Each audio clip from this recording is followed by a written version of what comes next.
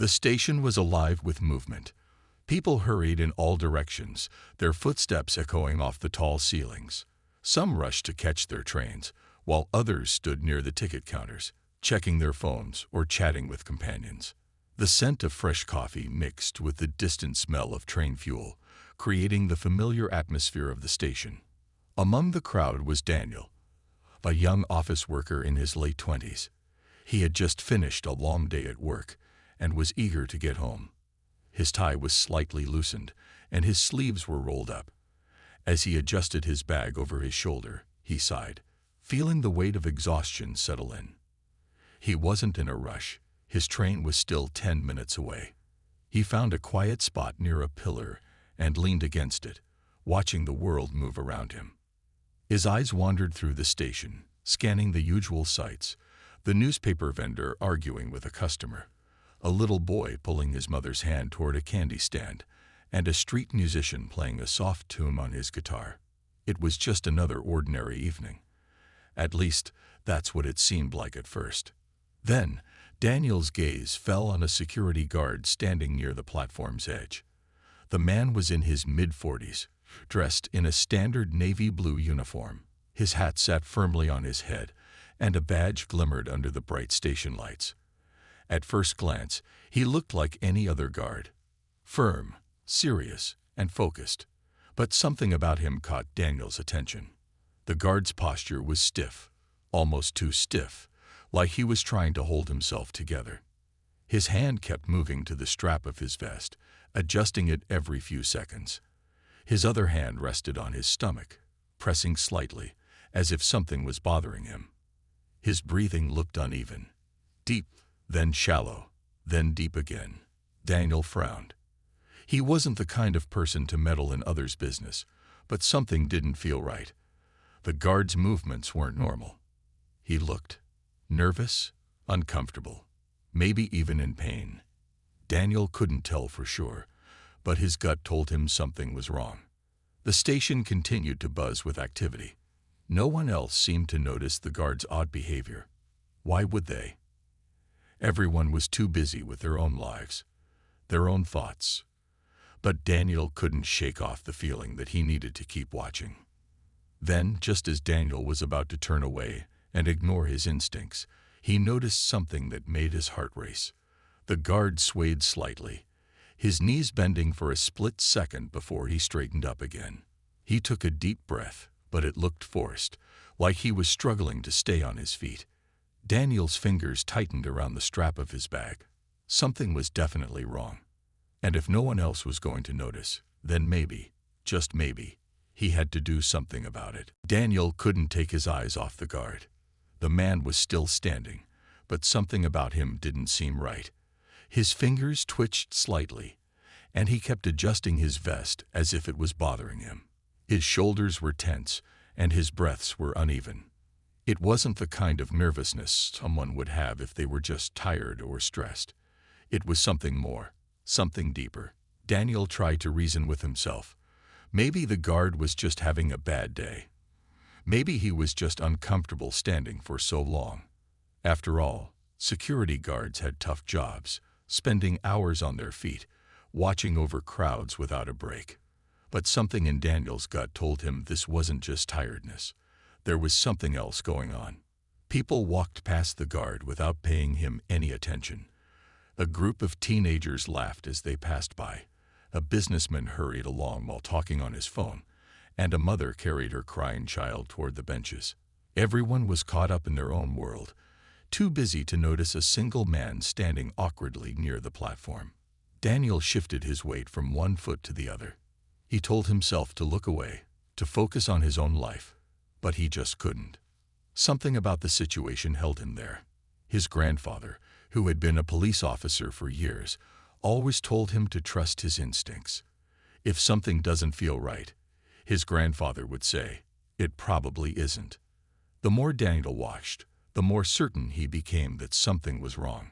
The guard's eyes darted around, as if he was looking for something, or maybe someone. His hand went to his chest now, pressing lightly over his uniform. His lips parted slightly, as if he wanted to say something but couldn't find the words. Then, It happened. The guard took a shaky step forward, but his foot didn't land properly.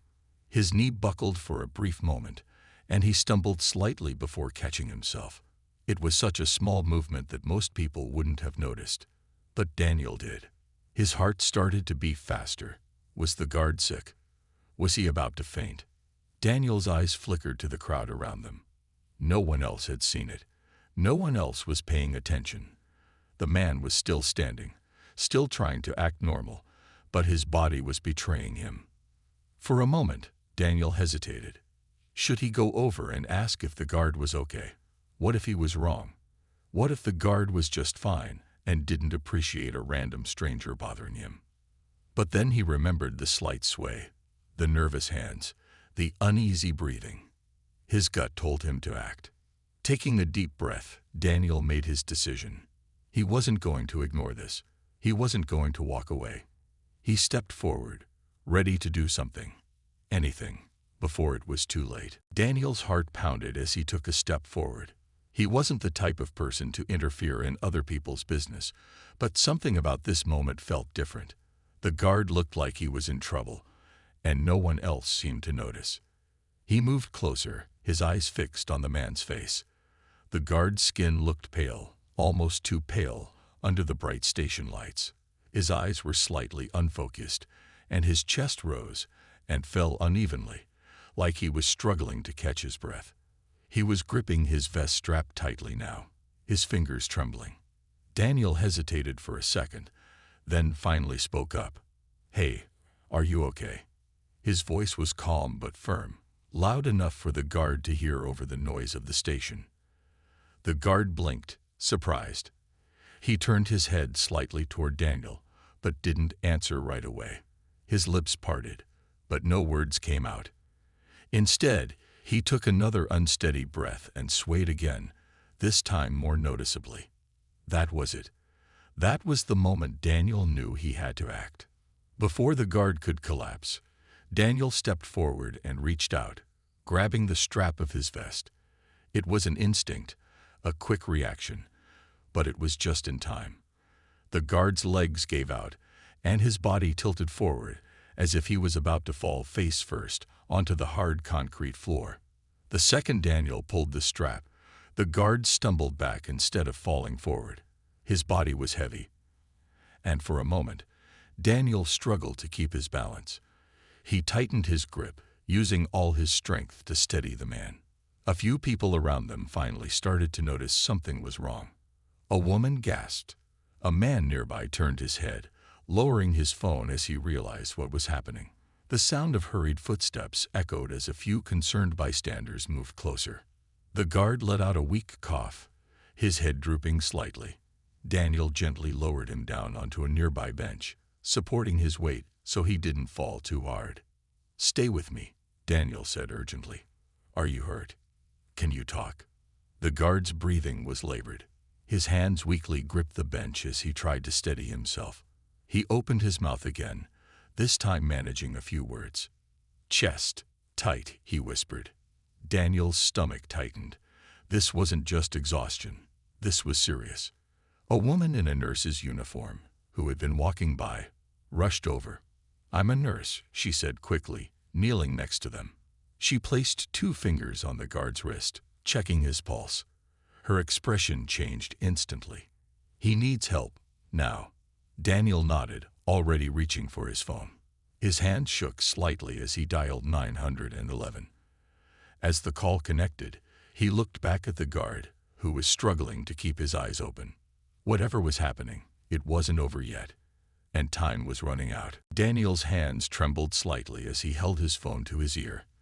The emergency operator's voice came through, calm and professional. 911, what's your emergency? He took a deep breath, trying to keep his voice steady. There's a security guard at Grand Central Station.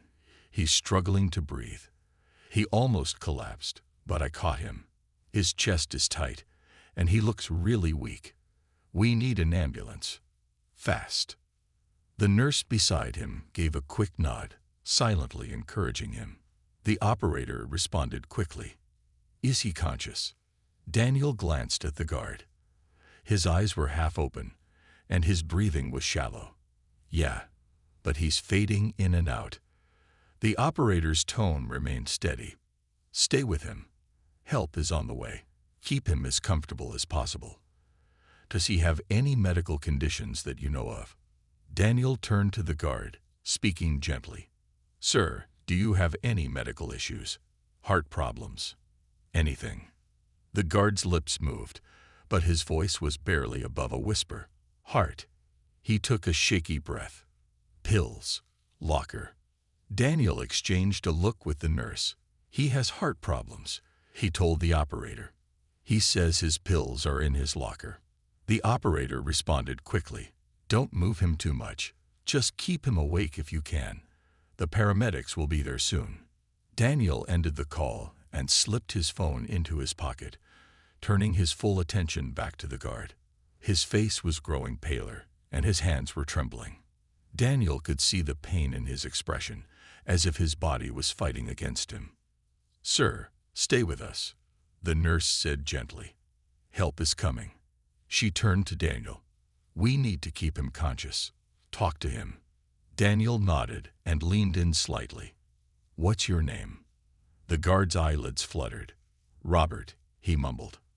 "Robert, I'm Daniel," he said, trying to keep him engaged. "You're doing great. Just hold on a little longer." The crowd around them had grown. People whispered among themselves, watching with concerned faces. A station worker ran off to check on the emergency response team, while a few passengers pulled out their phones, either calling for help or recording the moment. Daniel ignored all of it. Right now, the only thing that mattered was keeping Robert awake. The nurse checked his pulse again and frowned. "It's weak," she murmured. She turned to the crowd. "Does anyone have aspirin?" A man in a suit stepped forward, pulling a small bottle from his briefcase. "I do." He handed it over. The nurse quickly took one tablet and placed it in Robert's mouth. "Try to swallow this. It'll help."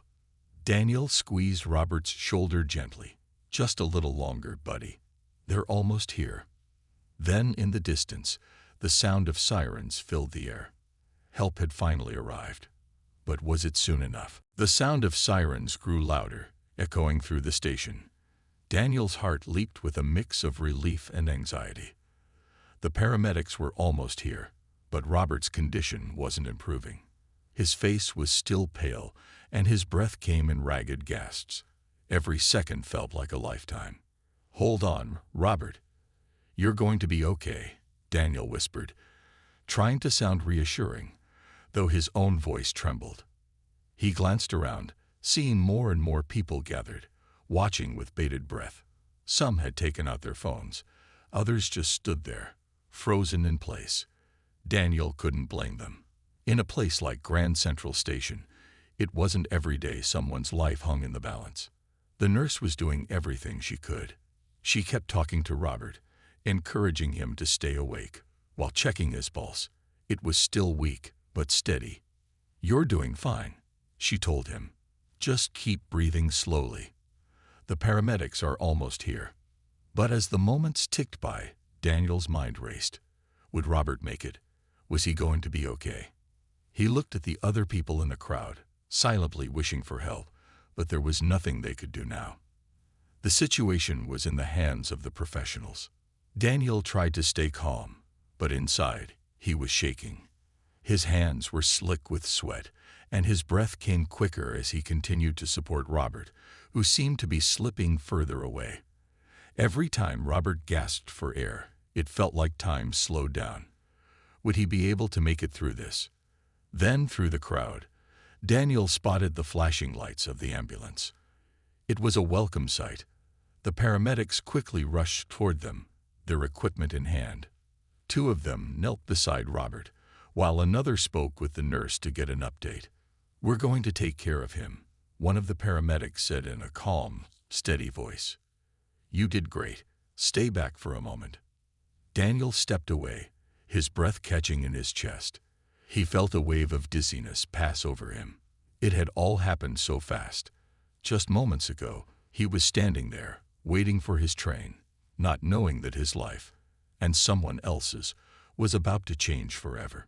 The paramedics worked efficiently, attaching electrodes to Robert's chest to monitor his heart rate. They administered oxygen, and one of them began to prepare an IV.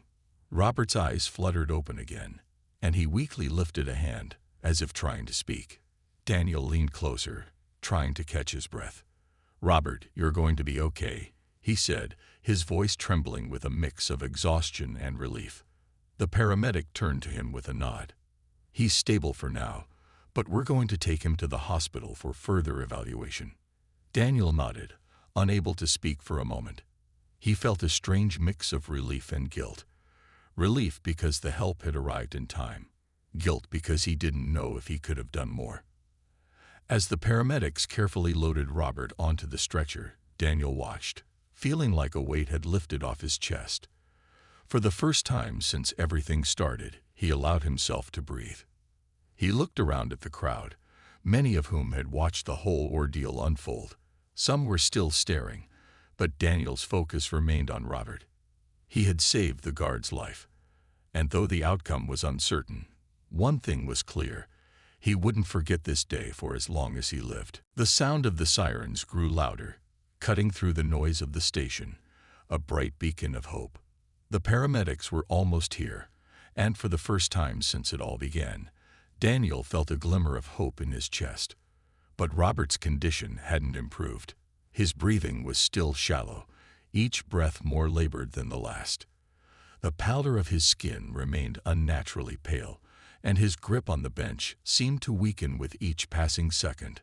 "Hold on, Robert," Daniel whispered, his voice thick with concern. He had tried to stay calm throughout this entire ordeal, but now, in the face of the paramedics' imminent arrival, he couldn't help but feel his nerves fraying. Every second felt like an eternity.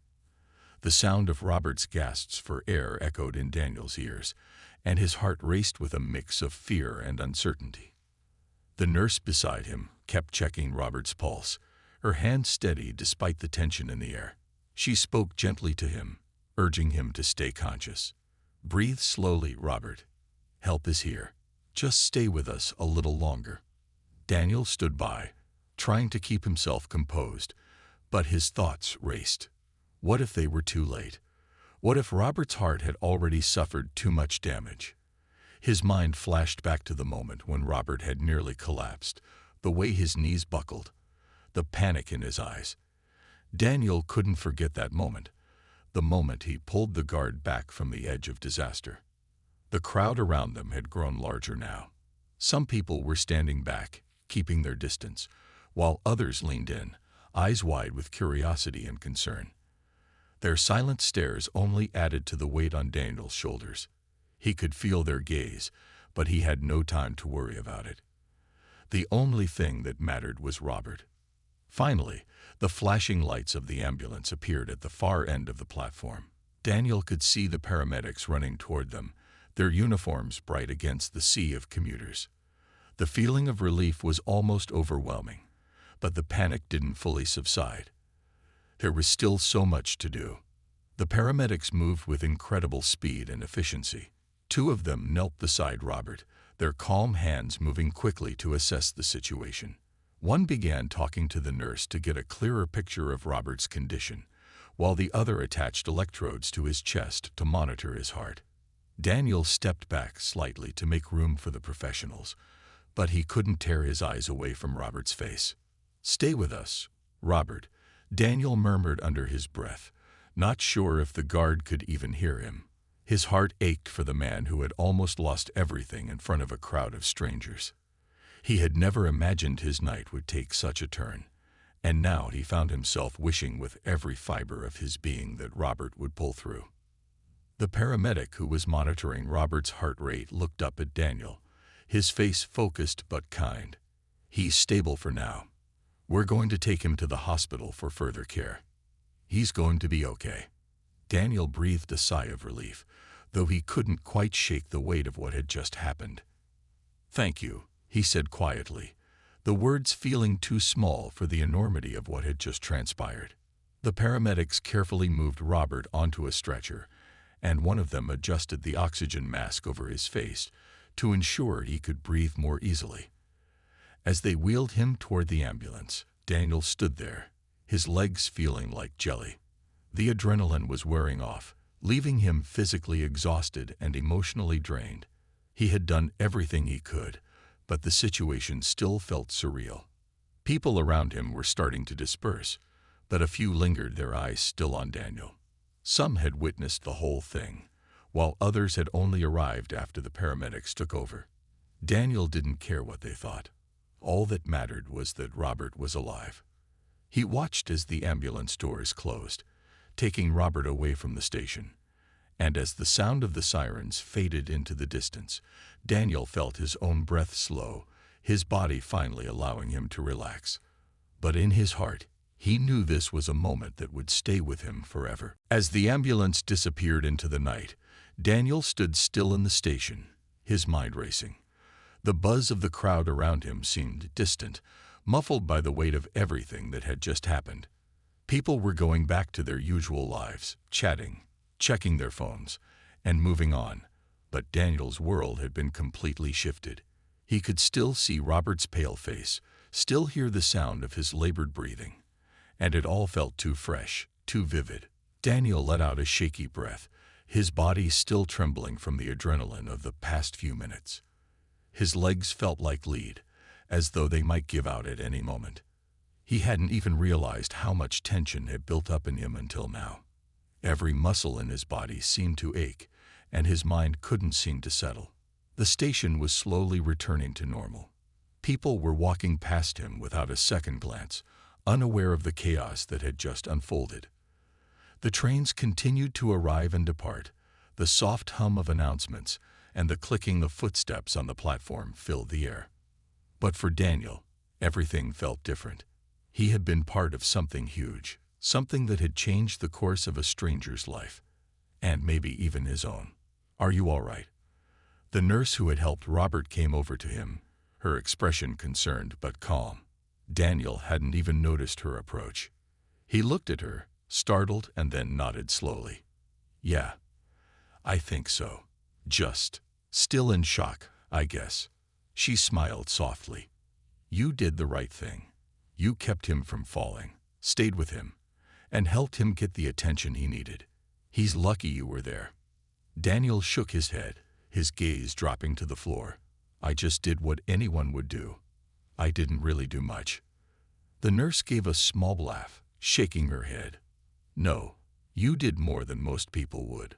Most would have just stood by, maybe called for help, but you actually stepped in. You kept him conscious, kept him from going under. You were his lifeline until the paramedics arrived. That's more than a lot of people would have done." Daniel's cheeks flushed, though he wasn't sure why. The praise felt uncomfortable somehow, like it didn't belong to him. He had just reacted. That was all. He didn't feel like a hero, just a person who happened to be in the right place at the right time. The nurse noticed his discomfort and softened her tone. "I know it's hard to accept, but you should be proud of yourself. You saved a life today." He looked up at her, grateful for her words, but unsure how to process them. "I just hope he's okay." "I'm sure he will be," she reassured him. "He'll get the care he needs at the hospital. You did your part." Daniel nodded but couldn't shake the feeling of unease that had settled in his chest. His mind kept returning to Robert, his face, his gasps for air, the way he had almost fallen. Had he truly been able to help enough? Would Robert wake up tomorrow, safe and sound, or would this night haunt him forever? The nurse seemed to sense his lingering anxiety. "You've done what you can. Now it's time to let the professionals take over. You can go home and rest easy." Daniel took a deep breath, the tension in his body easing just a little. She was right. He had done all he could. He hadn't just stood there. He'd taken action, and now it was out of his hands. "Thank you," he said, looking at the nurse, grateful for her support. "No need to thank me," she said with a smile. "Just take care of yourself." With that, she turned and walked away, leaving Daniel standing alone at the platform. The world around him seemed to go on, unaffected, but for him, This moment would never be the same. He knew that the next time he found himself standing in a crowded station, he would see it with different eyes. He would never again take for granted the quiet moments, the simple ones, when everything just felt ordinary. Because in a split second, everything could change. Daniel took one last look at the now empty platform and walked toward the exit. The night was still young, but his world had already shifted. The next few days passed in a blur for Daniel. The incident at Grand Central kept playing over and over in his mind.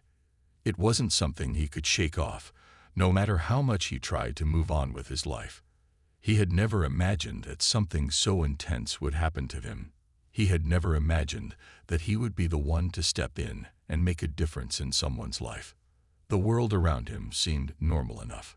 The trains still ran, people still hustled to their destinations, and the streets were as busy as ever. But Daniel felt like he was seeing everything through a different lens. Every time he passed a guard, he couldn't help but wonder how they were doing. How many of them were silently struggling, facing challenges that no one else could see. He found himself paying closer attention to the small, sometimes unnoticed acts of kindness and courage that played out all around him. But the one question that lingered in his mind was whether Robert, the guard, was okay. He hadn't heard anything more about the man, and a part of him felt a deep curiosity, and even a sense of responsibility, to find out what had happened to him after he was taken to the hospital. Did he pull through? Daniel had almost considered calling the hospital, but something held him back. Maybe it was the fear of intruding on someone's privacy, or perhaps it was just that he didn't know how to ask the right questions. But the uncertainty gnawed at him. He felt a strange connection to Robert, someone he'd never met before that night, and the thought that Robert might still be suffering alone in a hospital bed was something Daniel couldn't quite let go of. One afternoon, as Daniel was heading home from work, he passed a local cafe. He was just about to walk by when he noticed something that stopped him in his tracks. A familiar face sitting at one of the outdoor tables. It was Robert, the guard. Daniel's heart skipped a beat. The man sitting there, looking much better than he had at the station, was definitely Robert. He hadn't been sure what to expect. Maybe he thought he would never see him again. But here he was, looking healthier, relaxed, and almost as though nothing had ever happened. Robert noticed Daniel standing there, and his face broke into a small but grateful smile. He stood up slowly, his movements careful but steady. "Daniel," he said, his voice warm and familiar. "I didn't expect to see you here." Daniel took a few steps toward him, feeling a rush of relief. "Robert, I'm so glad to see you up and about. I've been wondering how you were doing." Robert chuckled softly, and for a moment, Daniel could see the tension in his face ease. "I'm doing much better, thanks to you. I'll never forget what you did for me that night." Daniel shook his head quickly, feeling a bit awkward. "I didn't do much. I just reacted. I'm glad the paramedics were able to take over." Robert waved it off, smiling. "You were the one who kept me from going down. If you hadn't caught me, I don't even want to think about what could have happened." He paused for a moment before adding, "You were a lifesaver." Daniel smiled, though he still felt uncomfortable with the praise. "I'm just glad you're okay." There was a pause before Robert spoke again, his tone more serious. "I've been thinking about that night a lot too, and I just wanted to say thank you again. I didn't even know how bad I was until it was too late. You helped me when I couldn't help myself." Daniel nodded, his heart feeling lighter. "I'm really glad you're all right. I just hope you're taking care of yourself now." Robert nodded. "I am. I'm getting back to normal. And you're not off the hook either. You saved my life, Daniel. I won't forget that." For a moment, they just stood there, looking at each other, both of them aware of how a single moment had connected their lives in a way neither of them had ever expected. The world continued to rush on around them, but for that one small, quiet moment, time seemed to stand still. "Well," Robert said, breaking the silence, "I better get going. But I'm glad we ran into each other." "Me too," Daniel replied, his heart full of gratitude. "Take care of yourself, Robert." As Robert waved and walked off, Daniel stood there for a few moments, a sense of peace washing over him. He hadn't just been part of a dramatic event. He had been a part of something meaningful, something that mattered. And for the first time in days, he felt at ease, knowing that Robert was going to be okay. The whole experience had changed him, and it had changed his outlook on life. Sometimes it wasn't the grand gestures or the big moments that made a difference. It was the quiet, unnoticed ones, the ones that left a lasting impact without anyone saying a word.